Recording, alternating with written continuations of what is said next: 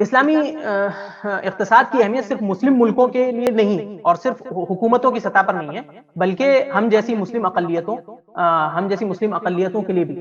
فَاتَّقُوا اللَّهَ مَا اسْتَطَعْتُمْ کے قرآنی اصول کو مد نظر رکھتے ہوئے اگر ہم ہر جگہ مقامی سطح پر اصل من اصول الدین فعال اسلامی اجتماعیت کا قیام کریں اور اسلامی اقتصاد کو بقدر استطاعت نافذ کرنے کی کوشش کریں تو ہماری حالت بھی یقیناً بدل جائے گی۔ یعنی یہ جو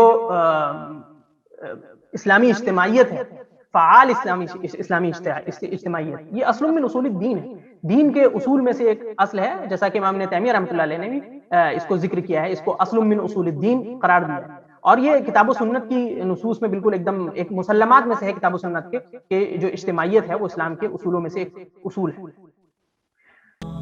اور مزید ویڈیوز کو دیکھنے کے لیے آپ ہمارے YouTube چینل کو سبسکرائب کریں۔ فجزاکم اللہ خیرا۔